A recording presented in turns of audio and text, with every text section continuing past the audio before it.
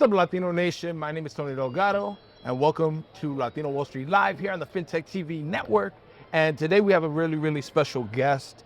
We're here at the New York Stock Exchange, the global mecca of finance, where some of the biggest companies in the world are created and go public. And we're sitting down with a powerhouse Puerto Rican-born Latina who has broken multiple glass ceilings from the courtroom to the Supreme Court, the Honorable Judge Evelyn LaPorte. Thank you so much for being here. Thank you, Tony, for inviting me. It is an honor and a pleasure to be here with you. Yeah. So at Latino Wall Street, we're all about Latino excellence, right? And you have just such an incredible story, how you were born in Puerto Rico, you came here as a young woman. Do you want to tell us a little bit about your backstory and how you came from being born in a small town in Puerto Rico to being a judge at one of the biggest cities and biggest places in the whole world? Absolutely.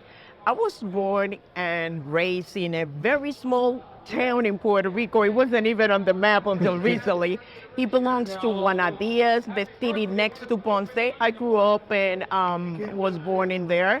And I received all my education from Puerto Rico, most of it, public education. When I was in high school, I used to see my mom. My mom was a domestic woman working and cleaning houses for rich people. Wow. And my father was a sugarcane worker. So my mom used to bring magazines to the house. And I used to see those commercials with the airlines and the stewardess. And I said, I want to be one of those.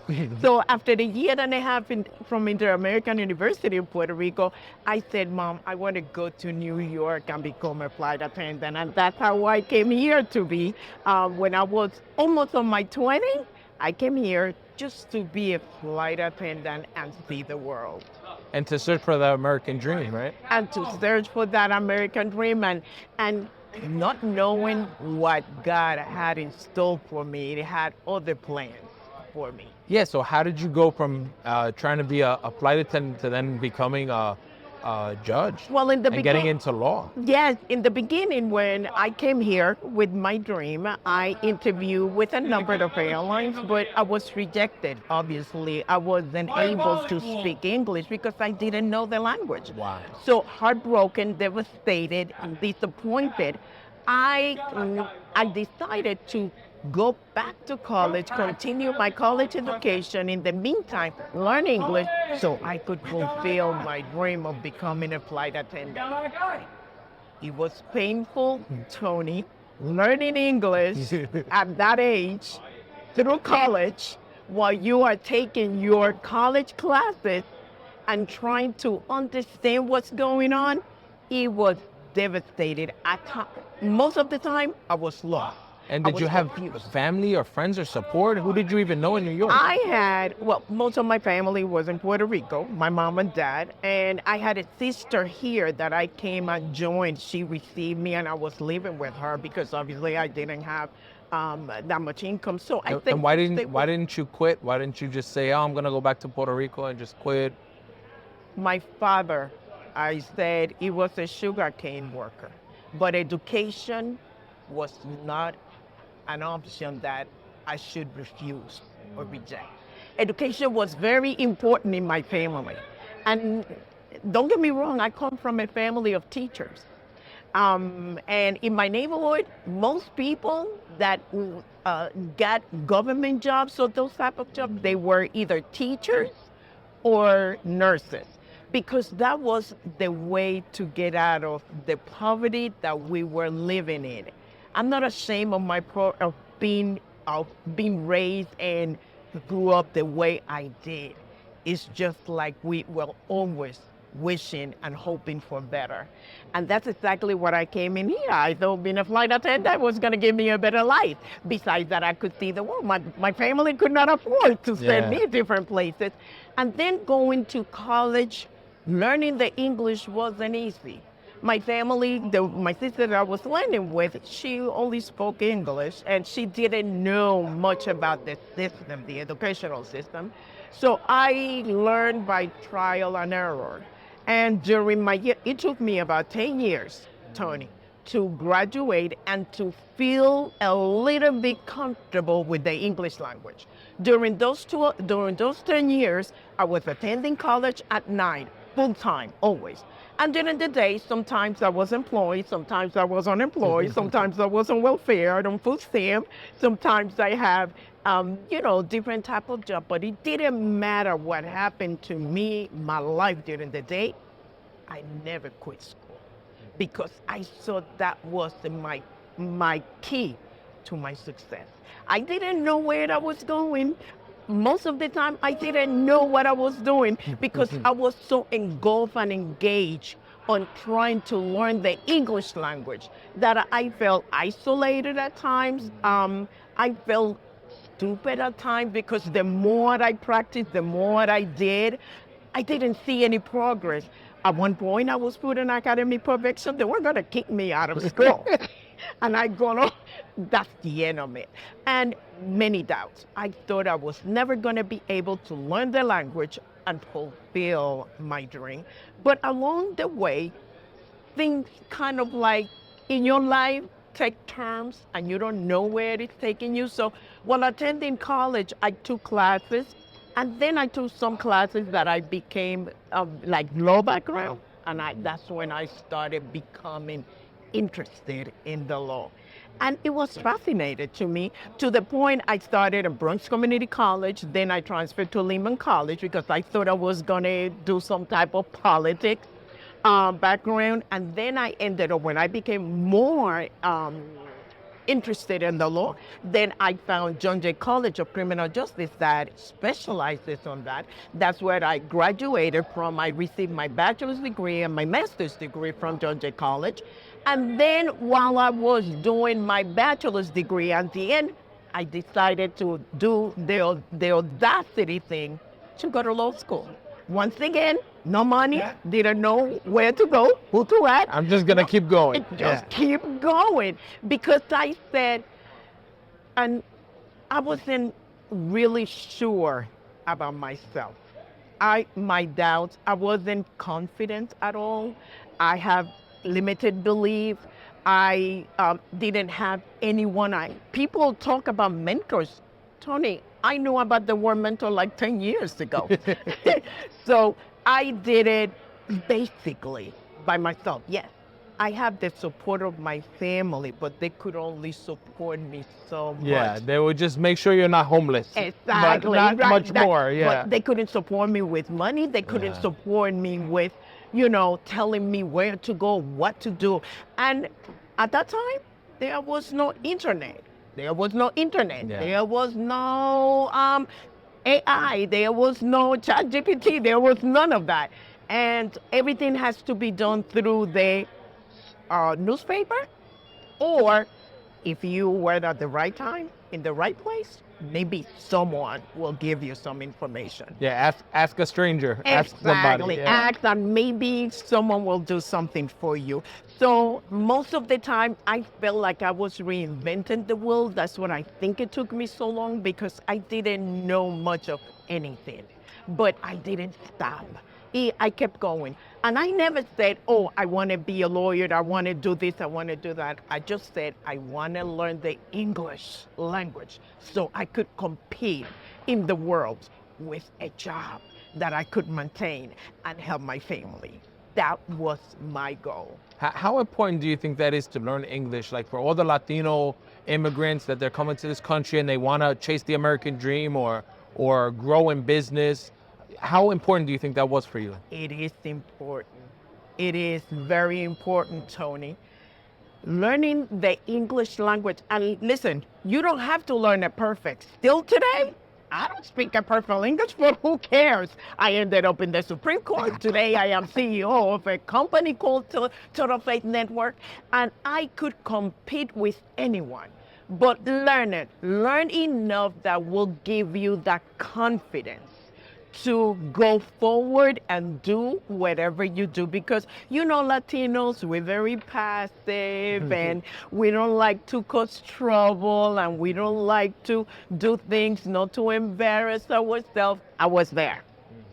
And in the meantime, while I was not wanting it to be embarrassed, I let a lot of opportunities go because I was waiting to be perfect. And you're never gonna be perfect. You just need to learn enough. And learning the English language, you learn every day, all the time. Read, listen to the TV or the radio. Most of my English that I learned in my early years, watching cartoons, the electric company, Sesame Street. I used to walk around with a red pencil every time I read something. I would underline it and try to understand it. You have to invest. It's not gonna happen automatically. You gotta work. You gotta put your hours. And I understand most of us come here and we need to work. But you need to take time to invest, even if it's a half hour every day, even if it's an hour every day. It doesn't have to be many hours, but half hour here, 10 minutes here, 10 minutes later, it adds up at the end. And practice it. No matter how you sound. I was very concerned about the way I sound. People used to call me stupid. People used to call me names. And yes, I cried, but I kept on practicing. Yeah. It didn't stop me because I wanted it to succeed and be something in here because I belong here. And that was my goal that I wanted it to do. Yeah. The language, it will come. One of the time, after so many years, I started speaking English. It was beautiful, but I spent my time trying to learn it. So it doesn't matter. It's important. And then once I learned the language, then I got more confidence, and it took me from one position to the next, one position to the next. My money got better. My friends got better. My positions got better. And I ended up in the Supreme Court. And when I ran for Supreme Court in Brooklyn, New York, which is a huge borough and it's a lot of competition, the first time, let me step back. The first time I ran for judge, which was for civil court judge, I ran against 15 other people. Everybody was Caucasian. I was the only person of color. People said, she has no chance. There was no chance for me. Nobody was paying attention to me. Once I came late to the race, I was broke. I had no money, no funds. I had no support.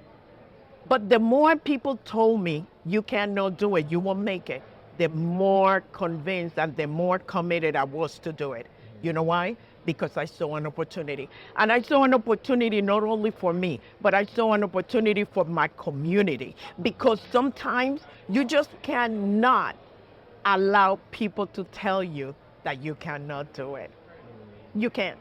You just have to look at yourself and know yourself and be able to have enough confidence and believe in yourself to be able to say, I'm gonna do that. Yeah. That's an opportunity for me. And whatever I don't learn, whatever I don't know, I will learn. But an opportunity for me, you don't let pass. And that's exactly what I did. I was elected for 10 years, and I had barely no support, including no support of the party. And I ran. I wasn't able to win, and I took the first seat. I had to work very hard. And I had a team that worked very hard with me. But I believe in myself, and I believed that I could do it, and I did it. And then 10 years later, I have to run again because it's an elected position. I ran again, and I got it. I had no opposition, but then there were 4 seats for Supreme Court. I applied for one of those positions, and I got it. That's how I ended up in Supreme Court. And you didn't take no for an answer. You just And kept I going, didn't take kept going. no. Yeah. I kept going. I had to negotiate where I needed to negotiate. I went to the places that I needed to go. I went to the places that I needed to be.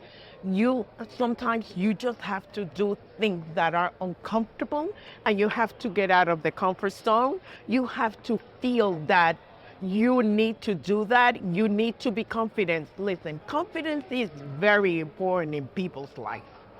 You are not successful if you're not confident.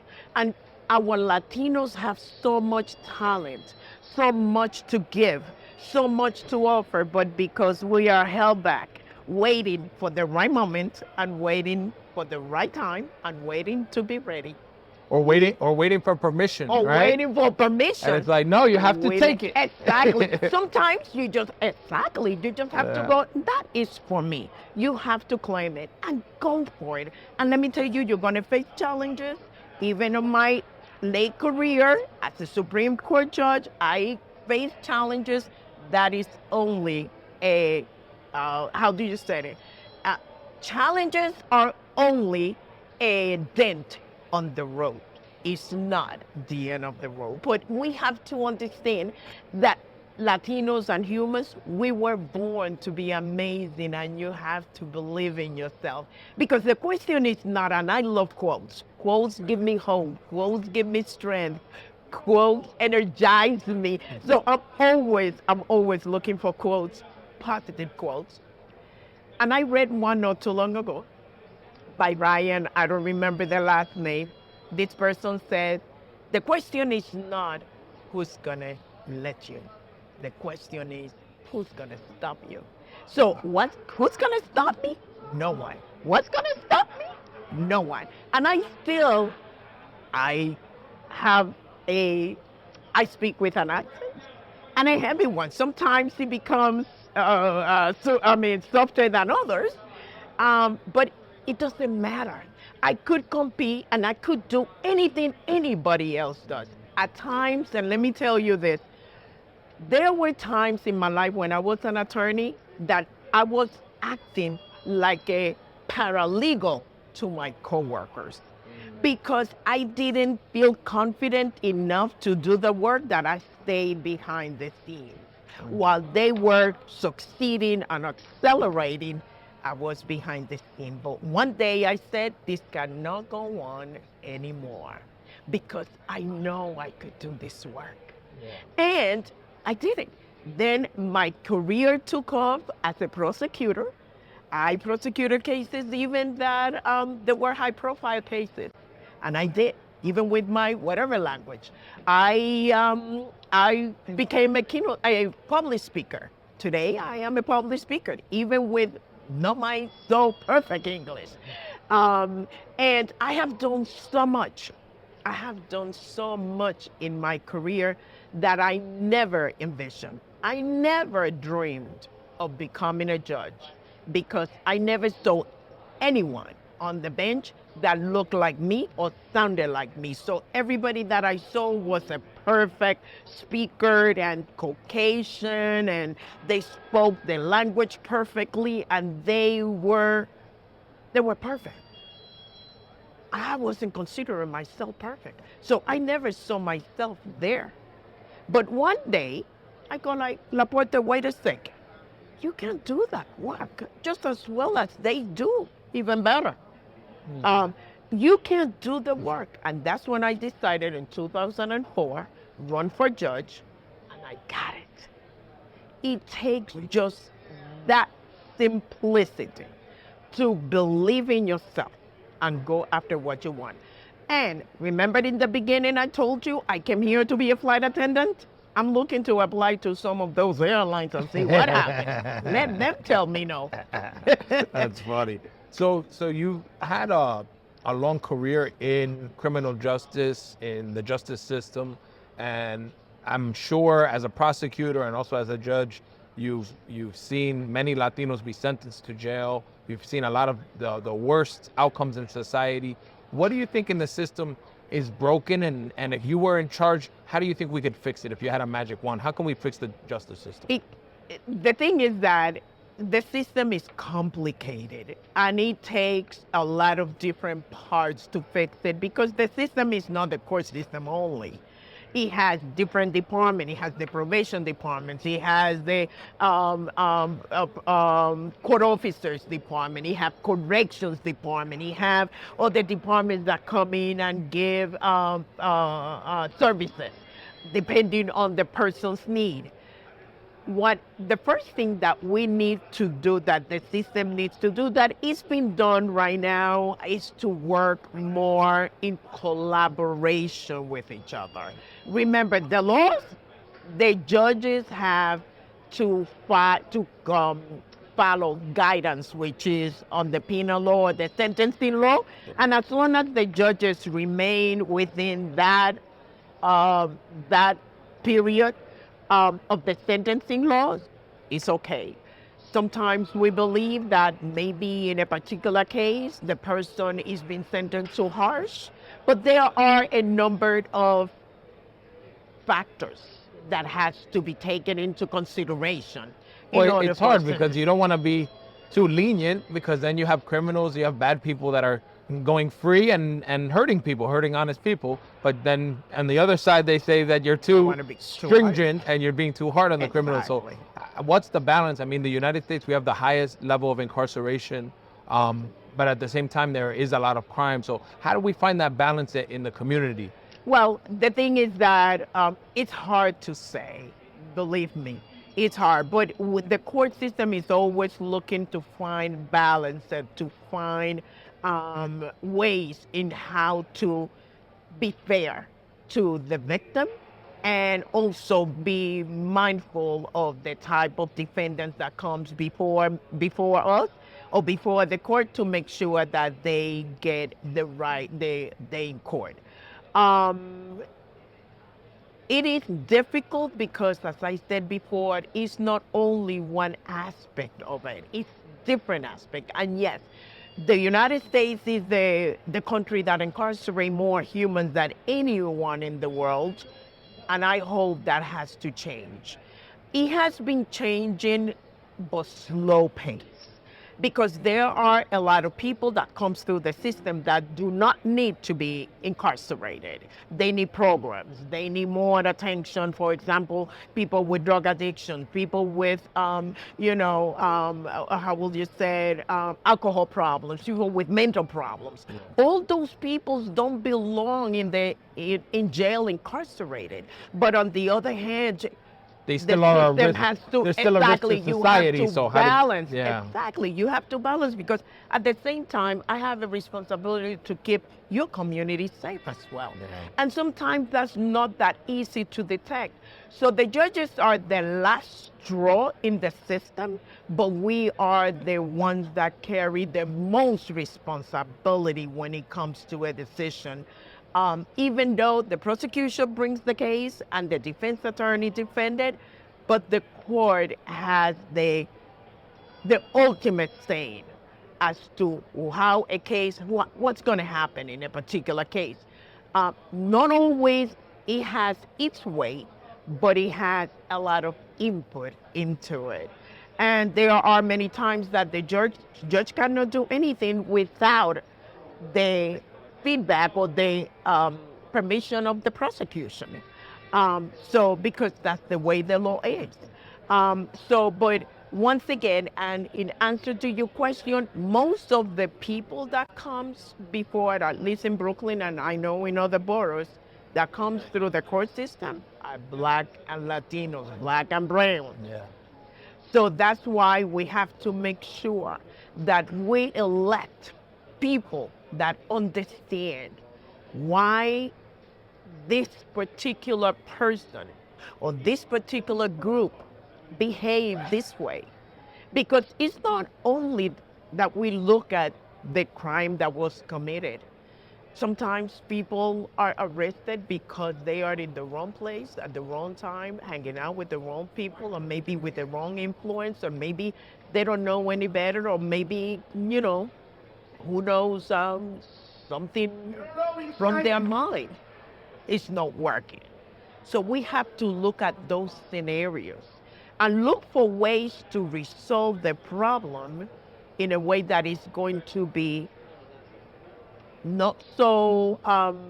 maybe the problem happened before they even got arrested. There were all these problems and they didn't get addressed, and that's why they got into that situation. So, and then we have to look at what happened to this person in the past, if there was a record in the past. Why is this person unremembered? None of us was there, so we only kind of like dealing with what could happen.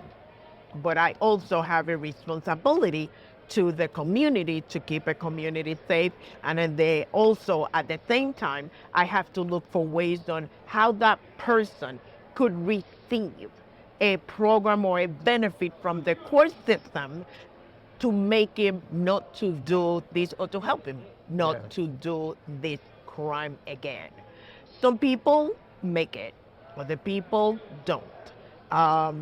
So we have to take it on a case-by-case basis.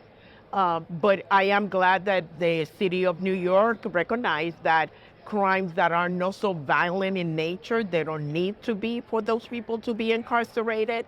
That has changed, but still there is a lot that has to be done.